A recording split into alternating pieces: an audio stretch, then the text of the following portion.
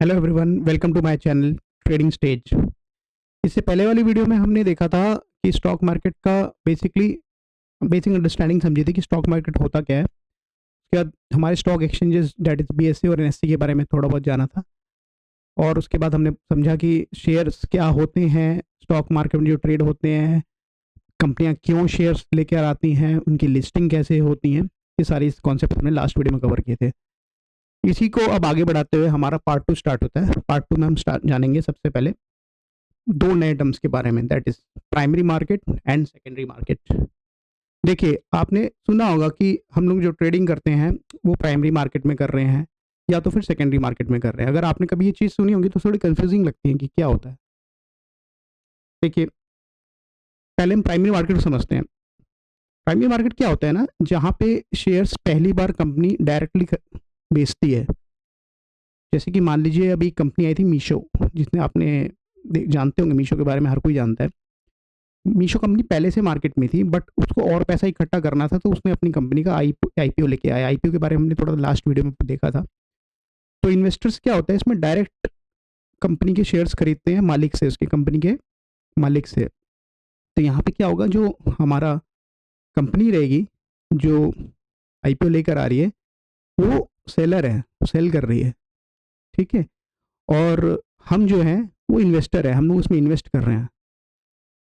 आप इसको ऐसे समझ सकते हो जैसे कि आप मान लीजिए बिल्डर के पास जाते हैं फ्लैट खरीदने के लिए, ठीक है। तो बिल्डर उस फ्लैट को जो आपको बेच रहा है, एकदम न्यू फ्लैट जो दे रहा है, वो आपका हो गया एक तरह से वो एक तरह से प्राइमरी मार्केट है। आप डायरेक्ट उससे खरीद रहे हो, डायरेक्ट बिल्डर से खरीद रहे हो।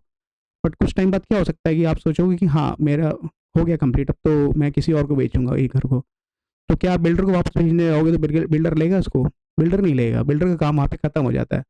अब आपने मान लीजिए वो 50 लाख का लिया था, आपको लग रहा है कि अब मेरे को उसको बेचना है, तो आप उसको 55 लाख का बेच रहे हो अगले दूसरे आदमी को, तो आपको 5 लाख रुपए का प्रॉफिट हो गया। तो आपने क्या किया, खरीद के बिल्डर से उसको किसी और इन्वेस्टर को बेच दिया। तो अभी जो सेलर है वो कंपनी नहीं है, इस केस में आप सेलर हैं और जो बाय कर रहा है वो इन्वेस्टर है। तो इसको आप ऐसे समझिए, जहां ऑलरेडी स्टॉक्स लिस्ट हो जाते हैं, इन्वेस्टर्स जब स्टॉक लिस्ट हो जाते हैं तो इन्वेस्टर्स के बीच में बाय एंड सेल का प्रोसेस होता है, ठीक है। जहां ये प्रोसेस होता है उसको हम सेकेंडरी मार्केट कहते हैं। और ये सेकेंडरी मार्केट क्या है, I guess you can very well tell कि ये सेकेंडरी मार्केट क्या है। जैसे हमारा जो सेकेंडरी मार्केट है एनएससी है और बीएससी है। एनएससी में क्या होता है, हमारी ट्रेडिंग होती है, ठीक है। मतलब हमारे प्लेटफॉर्म जो है बीएससी और एनएससी, जिसमें हमारी ट्रेडिंग होती है। तो सेम रीसेल वाला जो एग्जांपल दिया था मैंने आपको, ये हमारा सेकेंडरी मार्केट है। तो जो हम ट्रेडिंग करते हैं वो हमारी होती है सेकेंडरी मार्केट। इसको हम और डिटेल में समझेंगे। अब इसको आप इस तरीके से समझिए, एक मैं आपको रियल उसमें लेके चलता हूँ,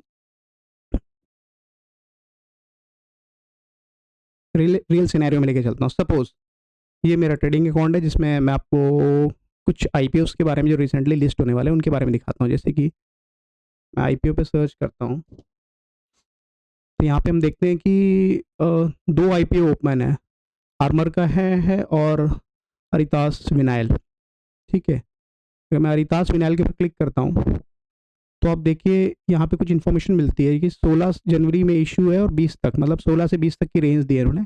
और एक प्राइस रेंज दी है 40 से लेके 47 रुपये के बीच में इसका प्राइस रहेगा। इस पर बिट्स लगेंगी, कोई 40 मिलेगा, 41 मिलेगा, 42 में, मैक्सिमम 47 है इसका प्राइस लिस्टिंग के टाइम का। और ये अगर मान लीजिए मैं दिखा भी रहा है यहाँ पे, अगर मैं इसके 6000 शेयर्स लेता हूँ, कैलकुलेटर से चेक कर लेते हैं हम। अमाउंट पेबल दिखा रहा है 2,82,000 डिवाइड बाई 6,000 शेयर्स, मतलब 47, मतलब 47 रुपीज़ में मैं अगर इसके शेयर्स लगाता हूँ यहाँ, तो यहाँ मैं सबमिट कर दूंगा तो मेरी रिक्वेस्ट चली जाएगी। तो मैं सब्सक्राइब कर लूँगा इस चीज़ को लेने के लिए। सब्सक्राइब करने से ये नहीं है कि मेरे को डेफिनेटली मिल जाएगा ये चीज़। तो इसके बारे में थोड़ी और जानकारी लें। मान लो अरितास फिनाइल है क्या, कहाँ पे है ये कंपनी। तो एक बहुत अच्छी साइट है जिसको बोलते हैं चित्तौड़गढ़।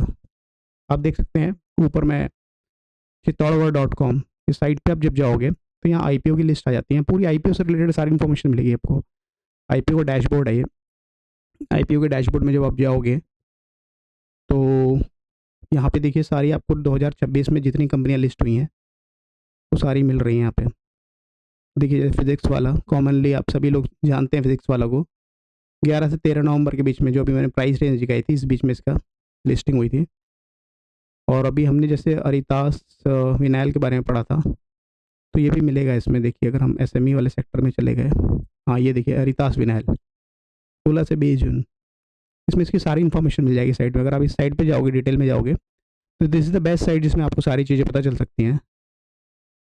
ठीक है, इसके अलावा भी अगर आप जो और जानकारी जानना चाहते हैं तो आप सिंपल सा गूगल में डालिए, जैसे अरितास विनाइल मैंने यहाँ पे डाला, तो जब हम क्लिक करेंगे है क्या ये, देखिए अरितास विनाइल बेसिकली फुटवेयर्स वगैरह बनाता है, लेदर्स के बैग्स बनाता है ना। लाइकवाइज आपको थोड़ी बहुत इन्फॉर्मेशन मिल जाएगी। तो दिस इज़ वेरी इंटरेस्टिंग। हाँ, ये कंपनी को पैसे की रिक्वायरमेंट है, जैसे अभी हमने कॉन्सेप्ट कवर किया था, तो इस पैसे की रिक्वायरमेंट कवर करने के लिए they are bringing their IPO. तो कुछ तो जो ये आने वाले हैं अभी, आपको इसके बारे में अभी अगर सर्च करोगे तो आपको ये लिस्टेड कंपनी नहीं है, तो आपके स्टॉक मार्केट में दिखेगी नहीं कंपनी। जिस दिन लिस्ट हो जाएगी, वेरी डेट डे, आपको ये स्टॉक मार्केट की लिस्ट में दिखने लगेंगे। तो जैसे मैं फिजिक्स वाला के अभी एग्जांपल लिया था, फिजिक्स वाला को चेक करते हैं। फिजिक्स वाला का देखिए प्राइस जो था लिस्टिंग के टाइम पे, ये देखिए फिजिक्स वाला 18 नवंबर को मार्केट में आ गया था। यहाँ पे अगर हम देखें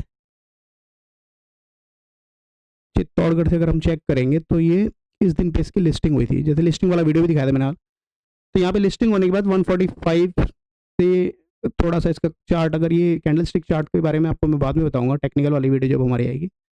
तो यहाँ से इसका प्राइस फ्लक्चुएट हो रहा है। अगर आप इसकी 1 मिनट की कैंडल लगा देते हैं तो डेली का भी आप देख सकते हैं प्राइस। देखिए यहाँ पे प्राइस को मॉनिटर करिए, देखिए 123.11 इसका करंट प्राइस चल रहा है ना। तो ये देखिए प्राइस फ्लक्चुएट भी हो रहा है। फ्लक्चुएट हो रहा है इसका मतलब कि प्राइस का डिमांड और सेल के बीच में डिफरेंस क्रिएट होते हैं। तो आप देखिए जैसे यहाँ पे ये वाला सेक्शन देखिए, इसमें मॉनिटर करिए। यहाँ पे वाले सेक्शन में देखिए, यहाँ आपको बिड दिख रही है, इसको मार्केट बिड दिख रही है ना आपको। बिड मतलब यहाँ पे बोली लग रही है। बोली कौन लगाएगा? खरीदने वाला। और ये ऑफर हो है, यहाँ पे ऑफर कौन देगा? बेचने वाला। तो आप ध्यान से देखिए इस चीज़ को। अगर 58 क्वांटिटी एक आदमी खरीदने को तैयार है, ये फ्लक्चुएट होता रहेगा। अब बस एक बार 64 क्वांटिटी 123.13 लास्ट प्राइस है जिसकी बोली लग रही है, ठीक है। और बेचने वाला ज़्यादा दाम में बोल रहा है कि 123.16 है। जैसे ही ये आपस में क्रॉस हो जाएंगे, एग्जीक्यूट हो जाएंगे, यहाँ पर रेट चेंज हो जाएगा। देखिए 123.10 का बोली लग रही है, तो थोड़े टाइम में बोली के रेट बढ़ते जाते हैं जब आदमी को खरीदने और बेचने वाले के बीच में, मतलब एक तरह से जैसे ऑक्शन होता है। तो ये ऑक्शन किन के बीच में हो रहा है? कंपनी और बायर के बीच में नहीं हो रहा, ये हो रहा है विद इन। कंपनी ने तो कर दिया अपना काम, कंपनी को जितने पैसे लेने थे उन्होंने निकाल लिए पैसे। अगर आप सोचो तो जितने भी 34-35 हज़ार करोड़ इन्होंने मार्केट में फ्री फ्लोट करके में शेयर्स निकाल दिए। अब क्या है, अब ये जो ट्रेडिंग हो रही है इन बिटवीन द पीपल हो रही है, जो मार्केट में ऑलरेडी ट्रेडर्स हैं उनके बीच में हो रही है। और ये चीज़ें आपको पता नहीं चलेंगी कि आप किससे खरीद रहे हैं। वो कॉन्ट्रैक्ट नोट में भी आप जब आप शेयर्स खरीद लेते हो तो आपको उसकी जानकारी नहीं मिलती। और बीच में जो सेटलमेंट कराता है, कौन कराता है, वो सारे हम वीडियो में आगे देखेंगे। तो जस्ट ओवरव्यू मिल गया आपको, ठीक है। इसी टॉपिक पे आगे बढ़ते हैं अगेन, प्राइमरी सेकेंडरी मार्केट। तो पॉइंट्स जो हमारे इंपॉर्टेंट पॉइंट्स हैं जो समराइज करेंगे अपन। शेयर्स प्राइमरी मार्केट में न्यू शेयर्स आते हैं, ठीक है। पैसा जो होता है किसको मिलता है? कंपनी को मिलता है। Example IPO, initial public offer, ठीक है। इनिशियल पब्लिक ऑफर के बारे में मैंने आपको बताया था, जो कंपनी शुरू में लाती है। जैसे फिजिक्स वाले ने आईपीओ लेके आया था, 13 से 16 नवंबर के बीच में लेके आएंगे। रोल क्या होता है? कैपिटल रेजिंग, कैपिटल उनको लाना होता है। सेकेंडरी मार्केट क्या है? जिसमें हम लोग ट्रेड करते हैं, ठीक है। सेकेंडरी मार्केट में ऑलरेडी शेयर्स लिस्टेड हो चुके होते हैं। पैसा किसको मिलता है? इन्वेस्टर को मिलता है। इन्वेस्टर को मिलेगा, यहाँ कंपनी को नहीं मिलेगा। मैंने सपोज मैंने आपको बेचा तो यहाँ मैं पैसा मुझको मिलेगा यहाँ पे बेचने पे, ठीक है। एग्जाम्पल है डेली लाइफ ट्रेडिंग। आप इसको स्क्रीनशॉट भी ले सकते हो एक पिक्चर वे में समझने के लिए। इसमें सारी चीज़ें सेम वे में कवर करी हैं। प्राइमरी मार्केट में देखिए यहाँ पे आईपीओ के थ्रू होता है। सेकेंडरी मार्केट में जो दो आपस में इन्वेस्टर्स आपस में ट्रेडिंग कर रहे हैं, ठीक है। अभी एक इम्पॉर्टेंट क्वेश्चन मैंने जो भी एक और इसमें कवर होता है कि हाँ भाई शेयर का प्राइस कैसे डिसाइड होता है। अभी थोड़ी देर पहले मैंने आपको ये चीज़ दिखाई थी कि मार्केट डेप्थ में एक बिड लग रहा था एक तरफ और एक तरफ ऑफर लग रहा था। आपने देखा था बिड और ऑफर लग रहा था ना। तो बिड एक तरह से मतलब बोली लग रही है और ऑफर लग रहा है ना। उस दैट इज द प्रोसेस जो बाय जो आप कई बार सोचे सुने होंगे कि हु डिसाइड्स द प्राइस। लोग बोलते हैं बायर्स एंड सेलर्स या डिमांड एंड सप्लाई से होता है। बड़ी सी मतलब कंफ्यूजिंग लगती है अगर आप एक्चुअल चीज़ों को देखोगे नहीं। बेसिकली अगर हम इस टॉपिक पे और आगे बढ़ते हैं तो होता क्या है कि प्राइमरी मार्केट में जो होता है जो प्राइस डिसाइड करने वाली चीज़ होती है। अगर मार्केट वाइज समझे प्राइमरी मार्केट में प्राइस डिसाइड करती है कंपनी। कंपनी सजेस्ट करती है एक प्राइस रेंज दे देती है। जैसे अभी हमने अभी विनाइल अरितास विनाइल का देखा था 43 से 47 40 से 47 के बीच में एक रेंज दे दी उन्होंने। ठीक है फाइनल प्राइस कैसा होगा लोगों के बीच में सब्सक्रिप्शन अगर ज़्यादा है तो ऊपर का प्राइस मिल जाएगा। मान लो कोई लेने को तैयार नहीं है तो यहाँ पे लगेगा प्राइस या इन बिटवीन कंडीशन तो बीच का कोई प्राइस लगेगा।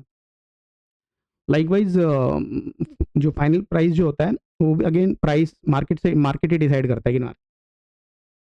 सेकेंडरी मार्केट में होता है कि प्राइस कैसे बनती है बायर्स एंड सेलर्स के बीच में जो बिड्स लगती हैं उससे प्राइस डिसाइड होता है।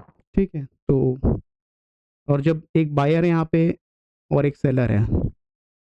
ठीक है ये एक या दो नहीं है लाखों करोड़ों में बिलियंस मिलियंस में चल रहे हैं यहाँ पे। ठीक है ऑर्डर्स।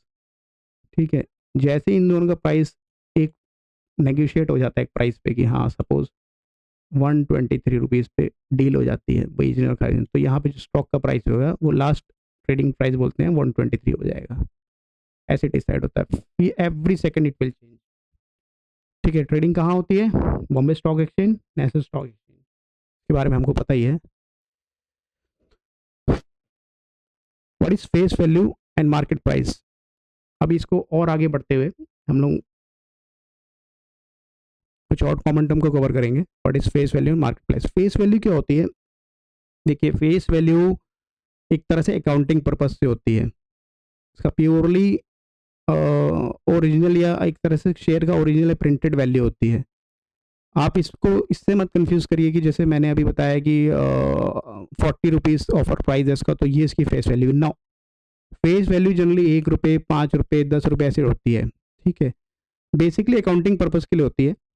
ठीक है और बहुत ज़्यादा इसका रिलेवेंट नहीं है आपसे बट एक कंपनी फेस वैल्यू से रखती है कि मान लो अगर कभी 10 रुपये का फेस वैल्यू है प्राइस को स्प्लिट करना है मतलब और शेयर बनाने तो क्या करे और शेयर लाने तो कई बार या तो FPO लेके आती है कंपनी फॉलो पब्लिक ऑफर या तो फिर क्या करेगी स्प्लिट कर देगी तो उससे क्या होगा नंबर ऑफ शेयर्स बढ़ जाएंगे मार्केट में। तो इसमें ये यूज़ होता है इसका। और मार्केट प्राइस तो एज इट इज़ मैंने आपको बता दिया डिमांड एंड सप्लाई के ऊपर डिपेंड करता है कि कितनी डिमांड और कितनी सप्लाई उससे मार्केट प्राइस डिसाइड होता है। ये भी इंपॉर्टेंट टर्म है। तो